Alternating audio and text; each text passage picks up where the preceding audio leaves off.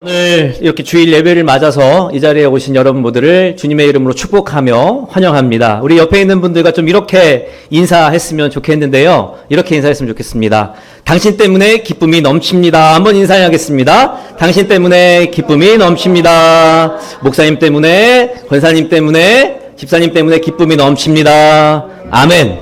아멘. 우리가 예배에 나와서 예배 드리는 여러 가지 목적이 있을 터인데 하나님의 말씀 가운데 기뻐하는 그러한 큰 힘이 우리 이 예배 가운데 있는 줄 믿습니다. 오늘 예배를 통해서요, 마음껏 기뻐하시고 즐거워하시는 귀한 여러분 모두가 되시기를 주님의 이름으로 축원합니다. 다시 한번 인사하겠습니다. 하나님의 말씀으로 잘 될 줄 믿습니다. 한번 인사하겠습니다. 잘 될 줄 믿습니다. 아멘, 아멘. 정말 축복해 주세요. 저를 위해 축복해 주시고 옆에 있는 분들 축복해 주시고 잘 되고 싶지 않으세요? 다시 한번 잘 되고 싶지 않으신가요? 예, 다 잘 되시라고. 영육 간의 모든 것들이 다 잘 되라고 다시 한번 축복하겠습니다. 잘 될 줄 믿습니다. 잘 될 줄 믿습니다. 아멘. 여러분 웃으시고 또 그 웃음으로 잘 되는 복이 있기를 주님의 이름으로 축원합니다. 언젠가 제가 잡지를 보던 중에 너는 나를 누구라고 부르느냐라고 하는 글귀를 받아본 적이 있었습니다. 너는 나를 누구라고 부르느냐? 너는 나를 누구라고 부르느냐? 여러분 저를 누구라고 부르십니까? 저희 아내는 교회에서만 목사님이라고 부르시고요. 그리고 집에서는 뭐 오빠부터 시작할 것 같고 있을 거라고 생각을 합니다. 자, 그렇다면 너는 나를 누구라고 부르느냐라고 하는 이 글귀 밑에 과연 브랜드인가 생명인가 라고 하는 타이틀이 적혀져 있었습니다. 저는 최윤원 목사라고 사람들이 대부분 부릅니다. 그런데 그 밑에 그것이 최윤원 목사의 브랜드인가 아니면 생명이 있는 목사인가 라는 그런 소제목을 달았을 때 다시 한번 생각해 볼 수 있는 그러한 여지가 있습니다. 이 글귀의 내용을 잠깐 소개하고 말씀을 이어가길 원하는데요. 중심 내용은 예수님은 브랜드가 아니다. 십자가는 브랜드가 아니다. 라고 하는 내용입니다. 잘 들어보십시오. 세상 문화 속에서 우리도 모르는 사이에 우리는 예수를 수많은 광고에 등장하는 브랜드로 만들어버렸다. 광고에 등장하는 브랜드들은 자사 제품이 자존감과 성적인 매력 그리고 자신감과 쿨함을 준다고 약속하지만 사실 제품에는 그다지 큰 능력이 없다. 또한 소비자 중심주의는 양심을 지키는 것을 상실했으며 우리 역시도 속으로는 그 제품들의 과실을 알고 있다. 결국 소비자 중심주의 마케팅은 실존하지 않는 것을 주겠다고 약속하는 것일 수도 있다. 이런 문화적 배경을 바라볼 때 아무리 그럴듯한 홍보 문구를 내세운다 해도 실제로는 아무런 능력이 없다. 새로운 나이키 운동화를 사서 신고 다니는 것, 마치 그것이 유명 운동선수라도 된 양 행동하는 것이 소비주의적 구원 또한 잠깐 거룩하다라는 느낌을 줄 수는 있겠지만 결국 내실은 없다. 다시 말해 그것은 종교를 브랜드로 잠시 바꾸었을 뿐이다 라고 말씀하고 있습니다. 여러분 다시 한번 제가 질문합니다. 여러분은 누구이십니까? 그리고 여러분은 정말 여러분의 이름에 걸맞는 그 브랜드에 걸맞는 행동을 하고 계십니까? 그리고 생명이라고 하는 이 생명이 여러분 가운데 자리하고 있습니까? 특별히 십자가라고 하는 이 십자가의 브랜드와 생명을 여러분 갖고 계십니까? 처음 예수를 믿었을 때 나는 예수 그리스도로 인해서 죽고 살겠습니다라고 고백했던 여러분의 고백이 분명히 있으셨을 거라고 생각을 합니다. 예배 가운데 집중하고 그 예배의 말씀을 묵상하며 한 주간 삶을 살아가겠다 다짐하는 우리의 모습이 분명히 있었을 거라고 생각을 합니다. 여러분, 폼생폼사라고 하는 노래가 있었습니다. 제가 대학생 때 굉장히 유행했던 그러한 노래였어요. 신앙생활을 함에 있어서도 폼생폼사로 살아가는 사람들이 너무나 많이 있습니다. 예배를, 그리고 주일 예배를 참여하는 것만 해도 감사해야지 라고 하는 썬데이 크리스찬들이 너무나 많이 생기게 됐다라는 거예요. 오히려 예전에 신앙생활을 오랫동안 했음에도 불구하고 그 한 사람보다 단 한 달 전에 예수님을 믿고 구원을 받았다라고 고백하는 사람이 더 귀한 사람일 수도 있습니다. 다시 말해서 지금 우리가 살아가고 있는 이 시대와 또 우리가 생활하고 있는 교회 가운데 과연 그냥 나의 타이틀만을 표현할 것인가, 아니면 그 안에 정말 생명을 표현할 것인가 고민하는 목사들도 많고 고민하는 재직들도 굉장히 많이 있습니다.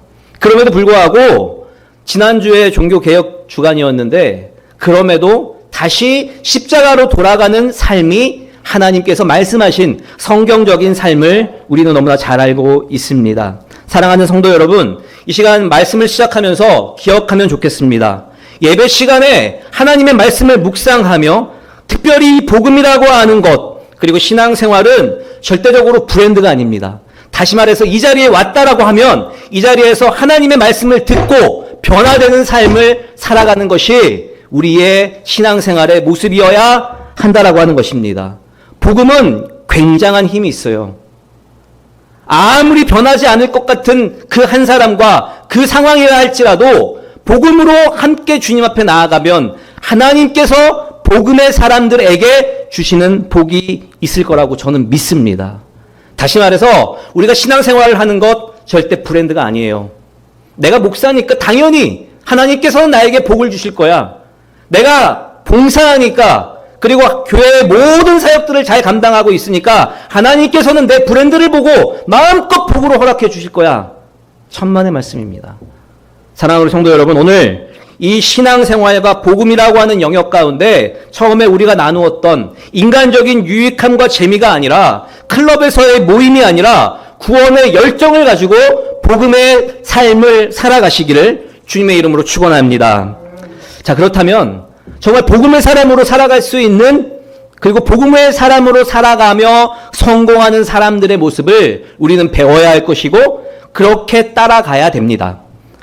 여러분, 지금 한번 옆에 있는 분 한번 이렇게 좀 바라보시겠어요? 이 사람 딱 한번 바라보세요. 한번 쳐다보시기 바랍니다.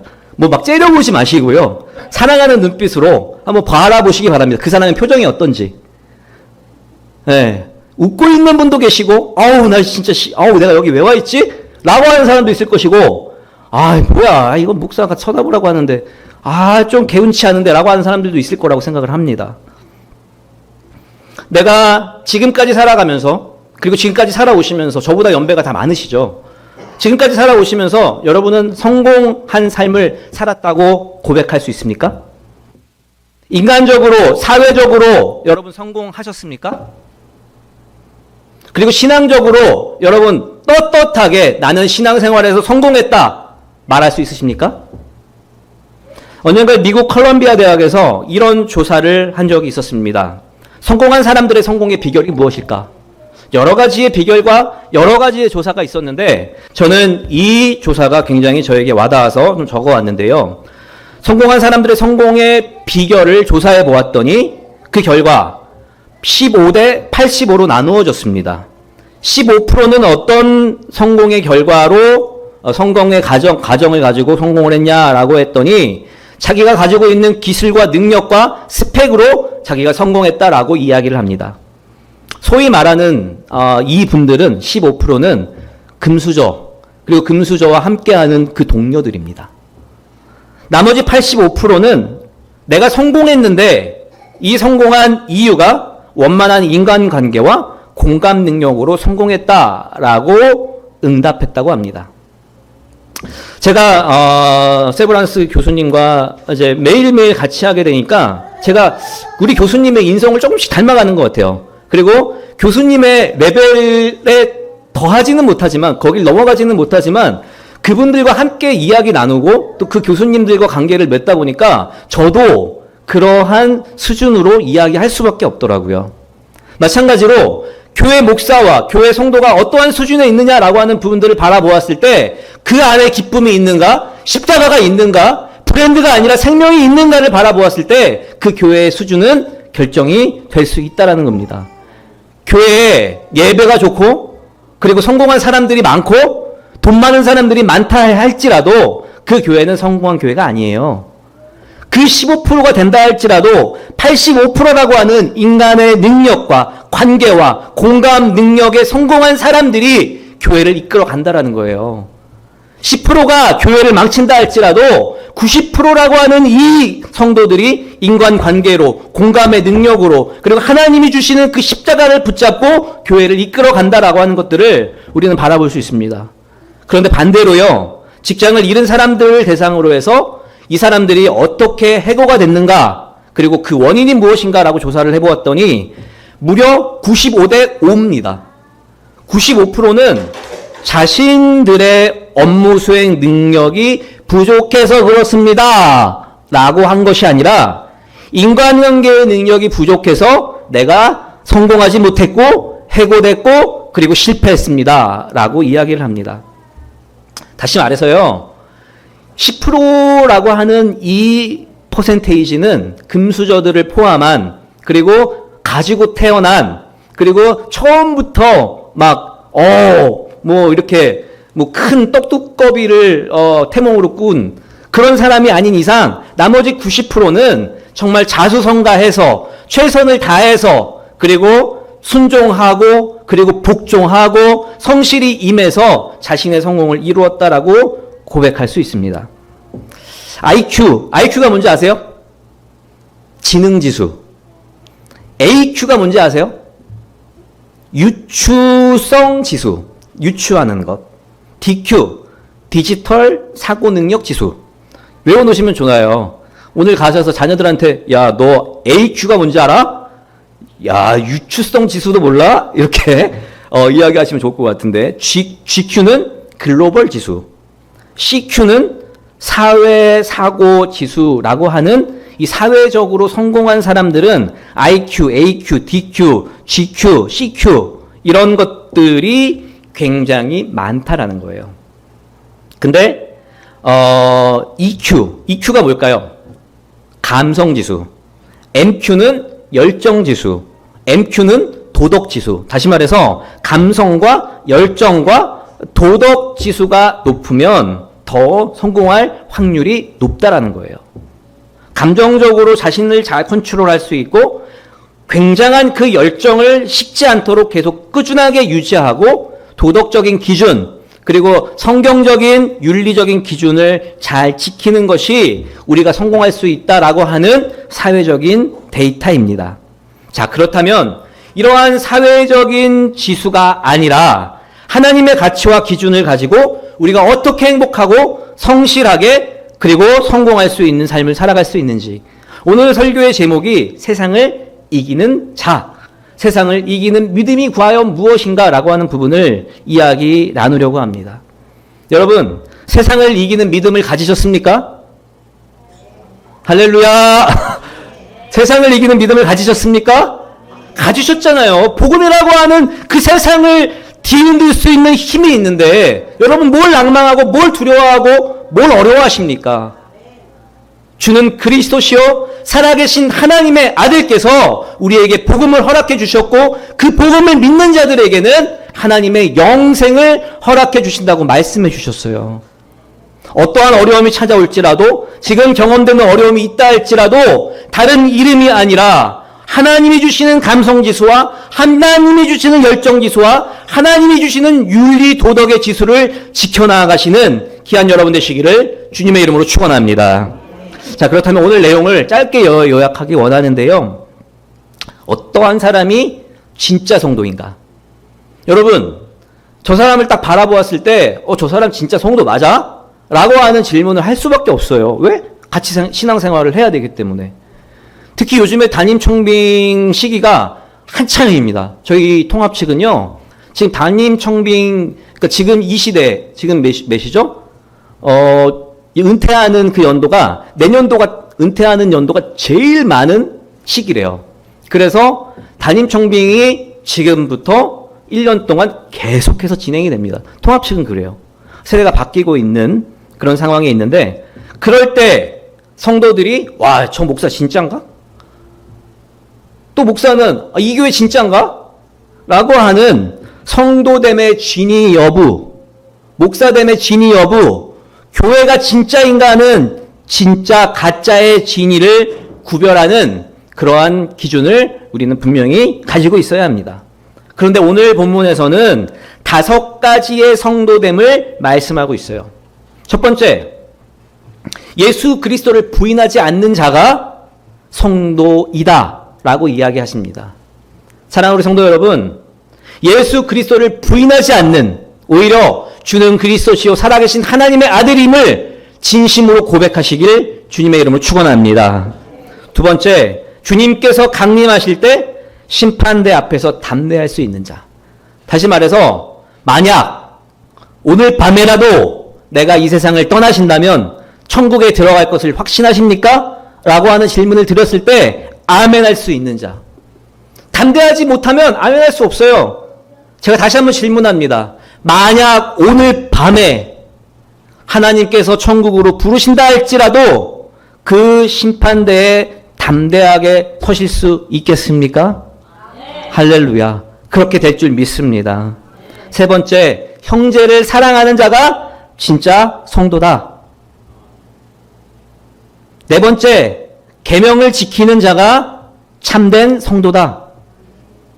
다섯 번째, 계명이 무겁지 않은 자로 살아가는 자가 진짜 성도다 라고 이야기를 합니다. 목사도 마찬가지예요. 목사의 타이틀을 가지고 그리스도를 부인하는 자가 있을까요? 없을까요? 있어요. 이단들, 그리고 예수님을 잃어버린 자들, 현역에 있는 목사라 할지라도, 은퇴한 목사라 할지라도 그것을 잃어버린 사람들이 너무나 많이 있는 이 시대를 살아가고 있습니다. 주님이 강림하실 때 심판대 앞에서 담대할 수 있는 자, 과연 담대할 수 있을까요? 죄로 물든 세상에서 거짓된 삶을 가지고, 잘못된 방법을 가지고, 하나님의 방법이 아니라 자신의 방법을 가지고 세상을 살아간 자가 과연 주님이 강림하실 때 심판대 앞에서 담대할 수 있을까요? 형제를 사랑하는 자, 정말 형제를 사랑했다라고 고백할 수 있는 자가 있을까요? 계명을 지키는 자, 하나님의 계명을 이렇게나 많이 주셨는데도 불구하고 이 계명 중에 하나라도 온전히 지켰다라고 말할 수 있는 사람이 있을까요? 계명이 무겁지 않은 자, 오늘 하나님의 말씀을 분명히 주셨는데 그 말씀대로 살아가는 것이 너무나 버겁고 나는 내 삶으로 살아가길 원합니다. 내 지식과 내 생각으로 살아가길 원합니다 라고 하는 사람들이 태반 아닙니까? 오늘 이 5가지의 성도가 여러분이 되시기를 주님의 이름으로 축원합니다. 다시 말해서요, 우리가 진짜 성도로 살아가야 돼요. 그렇지 않으면 이 시간에 골프장 가는 게 낫다는 거예요. 우리 교수님이 그러시더라고요. 참 진짜 기적입니다.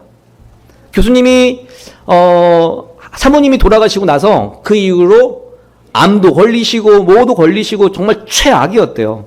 그래도 겨우겨우 버텨서 은퇴로 끝나지 않고 강남 세브란스의 특임 교수로 원장보다 더 높은 자리로 오셔서 지금 자신이 하고 싶은 거 다 하고 계세요. 그러면서 93.9죠. 기독교 방송. 그 93.9는 암병원 원장 때부터 계속 틀어놨던 거예요. 힘들지만. 그게 자신을 지키는 힘이라고 생각했던 거예요. 교수님이랑 같이 다니면서 93.9에서 107.7로 바꾸잖아요. 교수님 불안해하세요. 그래서 자신이 믿는 신앙, 자신이 믿는 심벌 상징이 분명히 있습니다.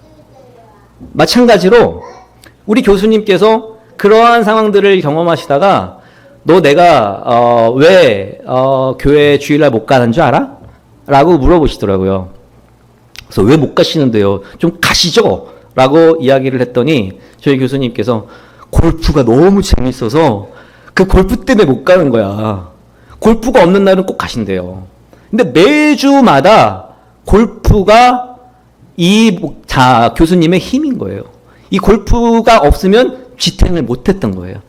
그나마 이 골프라고 하는 게 있었기 때문에 지금까지 버틸 수 있었다라는 겁니다.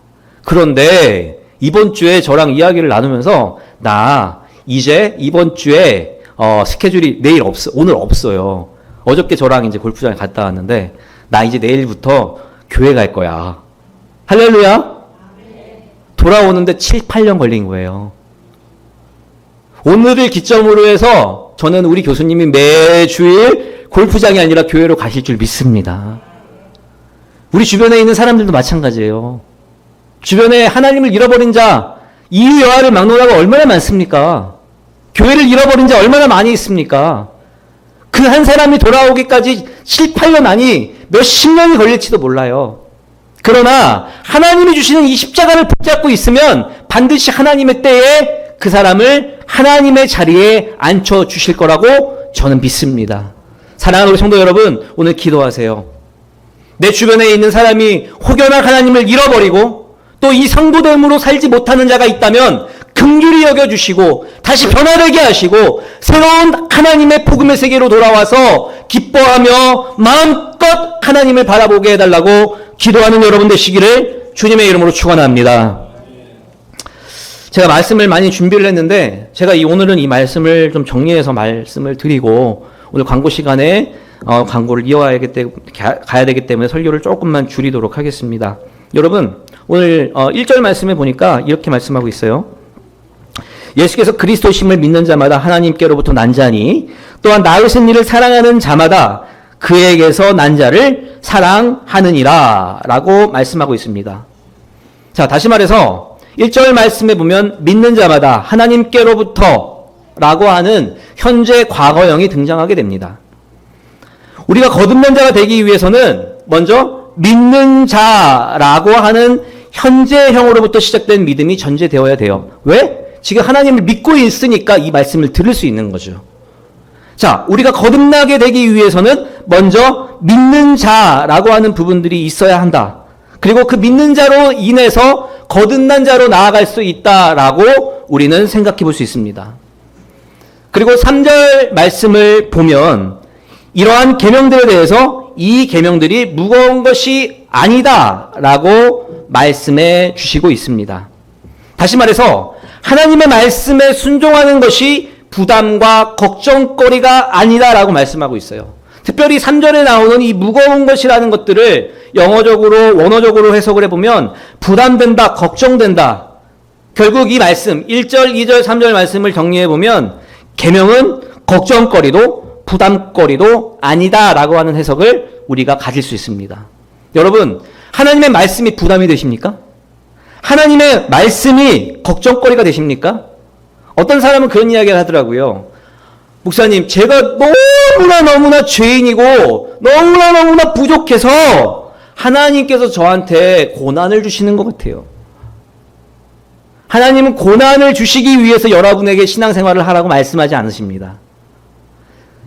하나님께서는요, 우리에게 복을 주시기 위해서 그 복의 영원함을 우리가 누리기 위해서 더 큰 것으로 함께 해주시는데 그 과정 가운데 고난이 자리하고 있다라는 것입니다. 다시 말해서 하나님의 말씀을 믿고 순종하는 자에게는 복이 있을지어다 라고 이야기했는데 이것을 지키지 않았으니까 나는 하나님이 복을 안 주실 거야 라고 하는 신앙으로 살아가면 안 된다라는 거예요. 그럴 수도 있어요. 이것이 부담이 아니라 하나님과 소통하는 소통의 관계로 조금씩 나아지는 관계로 지금은 하나였지만 둘, 셋, 넷, 다섯, 여섯, 일곱, 여덟, 아홉, 열로 넘어갈 수 있는 그런 신앙생활을 하라라고 말씀해 주고 있다라는 것입니다. 사랑하는 우리 성도 여러분, 봉사하는 것, 그리고 교회를 믿는 것, 교회를 나오는 것, 그리고 여러 가지의 상 가운데 여러분이 하는 모든 일들이 부담이 아니라 하나님과 함께 행복의 길로 걸어감을 고백하시는 귀한 여러분 되시기를 주님의 이름으로 축원합니다. 그러기 위해서는 두 가지만 이야기할게요. 첫 번째, 우리가 가진 모든 기준들을 다 내려놓고 성경이 기준이 되어서 성경을 우선시해야 될 줄 믿습니다. 오늘 읽지는 않았지만요, 요한일서 4장 20절 말씀에 이렇게 이야기하고 있습니다. 누구든지 하나님을 사랑하노라 하고 그 형제를 미워하면 이는 거짓말하는 자니 보는 바 그 형제를 사랑하지 아니하는 자는 보지 못하는 바 하나님을 사랑할 수 없느니라 라고 말씀하고 있습니다. 제가 오늘 이 본문 말씀을 아주 쉽게 요약을 하면 예수님이 하나님의 아들이심을 믿는 자가 세상을 이기는 자입니다. 그런데 예수님이 하나님의 아들이심을 믿는 자가 누구냐? 예수님이 하나님의 아들이심을 믿는 사람이 저 사람이 맞나? 라고 판단할 수 있는 기준은 그 믿음에 대해서 계명을 지키는 자가 하나님의 믿음을 가진 자다라고 우리가 구분할 수 있어요. 그리고 그 계명을 지키는 자에 대해서 어떤 계명을 지키고 있는가라고 하는 기준을 바라보았을 때 형제를 사랑하는 자가 계명을 지키는 자다라고 말씀해 주고 있습니다. 그리고 그 말씀이 오늘 4장 20절 말씀에서 누구든지 이유 여하를 막론하고 누구든지 하나님을 사랑하노라 하고 그 형제를 미워하면 거짓말하는 사람이래요. 나 이 자리에서 그리고 성도님들 앞에서 그리고 주변에 있는 사람들 앞에서 가족 앞에서 나 하나님 사랑해. 나 하나님 없이 못 살아. 나 하나님이랑 띄워놓지 마. 라고 이야기한 사람이라면 주변에 있는 어떠한 사람도 사랑할 수 있는 자가 하나님을 사랑하는 자라고 고백할 수 있다라는 거예요. 주변에 있는 사람을 사랑하지 않는데 하나님을 사랑한다고 이야기할 수 없다라는 겁니다. 거짓말하는 자라고 오늘 분명히 이야기하고 있지 않습니까? 또 보는 바 그 형제를 사랑하지 아니하는 자는 보지 못하는 바 하나님을 사랑할 수 없느니라. 아니 내 아내와 내 자식과 내 주변에 있는 교회 성도들도 사랑하지 못하면서 어떻게 하나님을 사랑한다고 말할 수 있느냐라고 말씀해 주고 있는 것입니다. 사랑하는 우리 성도 여러분, 모든 기준이 하나님의 말씀이 기준이 되시기를 주님의 이름으로 축원합니다. 두 번째로 이 말씀이 특권이 아니라 희생이라는 생각으로 나아가시기를 바랍니다. 오늘 19절 말씀해 보니까 우리가 사랑함은 그가 먼저 우리를 사랑하였습니다 라고 말씀하고 있어요. 싸울 때 보면요, 진짜 저는 저희 아내를 너무너무 많이 사랑해요. 할렐루야? 진짜인데? 사랑합니다, 사모님. 정말이에요. 근데 싸울 때 보면 튀게 싸워요. 네가 잘했냐? 내가 잘했냐? 막 이러면서. 네. 근데 결국에 보면 누가 먼저 희생하느냐예요. 그렇잖아요. 지금 다 살아보셨잖아요. 이제 앞으로 살 사람들도 있지만 희생이라는 것이 기본적으로 깔리지 않으면 부부 생활이 되지 않아요. 마찬가지로 이 교회 가운데 희생이 없다면 내가 모든 특권을 다 누리고 아무것도 희생하지 않는다면 그것은 그냥 하나님의 말씀을 지키는 자다라고 말할 수 없어요. 우리가 은혜로 말미암아 구원을 받았습니다. 할렐루야. 우리 기독교 그리고 우리 통합 측은 구원으로 말미암아 은혜를 받았고 그리고 은혜로 말미암아 구원을 받았던 그러한 고백이 우리 가운데 있습니다. 결국 이 말씀이 특권으로 여겨지는 것이 아니라 오직 십자가를 자랑하는 헌신의 삶을 살아갈 때 오늘 이 세상을 이기는 자로 나아갈 수 있다라고 고백할 수 있다라는 것입니다. 사랑하는 우리 성도 여러분, 예수님께서 우리의 죄를 위해 십자가에 달려 돌아가시고 그리고 사흘 만에 다시 부활하셔서 성령 하나님으로 우리에게 찾아오셨어요. 그것을 믿으십니까? 이것이 복음이고 이 복음을 믿는 자에게 능치 못함이 없음을 보여주신다고 말씀하셨어요. 사랑하는 우리 성도 여러분, 브랜드로 교회 다니지 마세요. 제가 이제 약 3개월 동안 한국에 있는 미국에 있는 교회를 순회하게 됩니다. 많은 목사님들이 제가 미국에 처음 들어왔을 때부터 그 사역하라고 했어요. 너의 팀을 만들고 이 팀이 강력해지면 어떠한 상황이든지 돌파해낼 수 있다. 근데 교회 부목사로 들어가니까요, 큰 교회는 아예 시간을 못 내고 중형교회는 담임 목사 눈치 본다고 못 내고 또 소형교회, 지금 우리 교회는 교회를 세운다고 제가 돌아다니질 못해요. 제가 나름 저희 한마음교회 와서 1, 2주 정도를 돌아다녔어요. 저는 저에게 주신 사명이 있기 때문에 지금 이렇게 설교를 하고 있고 그리고 목회를 하고 있습니다. 저에게 주신 사명은요, 제가 연극영화과 출신이기 때문에 연극영화과 뿐만이 아니라 많은 재능을 가진 사람들이 엄청나게 많습니다. 그런데 그 재능을 가진 사람들이 그 재능을 활용하며 사느냐? 달라요. 아무리 내가 줄리어드를 나왔다 할지라도 그 열이면 열 다 줄리어드를 살려서 피아니스트가 되지 않아요. 내가 아무리 성악을 전공을 하고 피아노를 전공을 하고 연극영화과를 전공을 하고 많은 것들을 전공했다 할지라도 그 전공을 살려서 그것을 업으로 삼는 자가 그렇게 많지 않아요. 근데 참 안타깝더라고요. 이 물질 만능주의 시대에 그러한 부분 때문에 하나님을 섬기지 못하는 것, 하나님이 주신 재능을 마음껏 발휘하지 못한다라는 게 전 너무나 마음이 아팠습니다. 그래서 정말 미국에서 배운 그리고 한국에서의 그 영성을 살려서 문화사역이라고 하는 부분들을, 그리고 제가 방송국 PD였기 때문에 이 모든 것들을 통합적으로 제시하리라 라고 다짐하고 한국에 들어왔던 거예요. 많은 문화사역자들이 생계 때문에 하나님을 드러내는 사역을 못하고 있습니다. 제가 연예인들이 모이는 예배에 매주 가서 설교를 했었어요. 부목사 때. 그들이 하는 이야기가 그렇습니다. 상위 5% 정도는 먹고 살죠. 95%는 배가 골아서 죽습니다. 실제 아닙니까? 저는 우리 이기원 형제가 우리 반주를 하고 있는데, 우리 이기원 형제가 이 세상을 빛내는 그러한 하나님의 뮤지션이 되기를 주님의 이름으로 축원합니다. 아멘 해주세요. 크게 아멘 해주세요. 그렇게 될 줄 믿습니다. 이러한 사역자들이 마음껏 주님을 향해서 찬양하고 그리고 세상을 향해 나아가는 시대는 반드시 올 줄 믿습니다. 저는 그 사역을 감당해야 돼요. 이 사역 귀하죠. 교회 사역 귀하죠. 저는 제가 개척을 하면 저희 개척 교회가, 제가 개척한 교회가 그 사역을 밀어줄 거라고 생각을 했습니다. 그런데 정말 쉽지 않아요. 이러한 상황 저러한 상황 가운데 물질이 다는 아님에도 불구하고 한마음이 되지 못하는 많은 상황들을 바라볼 수 있었습니다. 물론 제가 잘했다고 생각하지 않아요. 그러나 1년의 그 과정들을 겪으면서 저에게 주신 비전을 다시 한번 생각하게 됐어요. 내가 과연 지금 뭐하고 있는가? 한마음교회 담임 목사? 웃기는 소리. 나는 하나님의 자녀로서 문화사역자들에게 하나님의 복음을 전할 수 있도록 그 문을 열어주리라 라고 다짐했던 나인데 내가 지금 뭐하고 있지?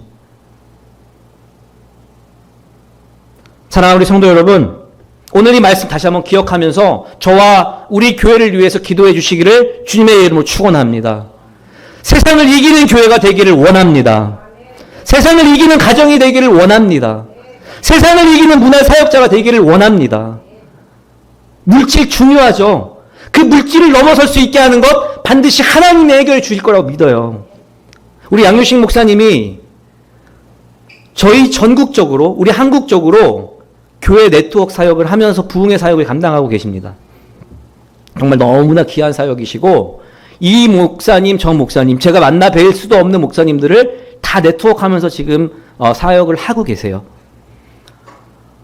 제가 이 목사님 있어서 다시 한번 말씀을 드리고 궁금해서 물어보지만, 대형교회 10교회만 연합하면 우리 한국교회 안 될 것 같습니까? 대형교회 10교회만 뭉쳐서 한 마음으로 가면 우리 대한민국은 뚫립니다. 할렐루야? 맞죠, 목사님? 아닐 것 같아요? 아니, 10교회가 또 필요 없어요. 한 5교회만 대형교회가 뭉치면 끝납니다. 통합 측 3교회만 뭉치면 끝납니다. 하나님은 분명히 하실 줄 믿어요. 그것이 교회를 통해서는 안 돼요. 반드시 하나님이 이 문화사역자, 우리 대한민국이 문화 대통령이에요. 그럼에도 불구하고 기독교가 먼저 우선순위가 되어야 하는데 K-팝이 우선순위가 되어가는 이러한 일련의 과정을 바라보았을 때 반드시 우리 기독교 크리스찬에게도 기회가 올 거라고 저는 확신합니다. 그것을 위해서 후원해 주시고 동참해 주시는 한마음교회 모든 성도가 되시기를 주님의 이름으로 축원합니다.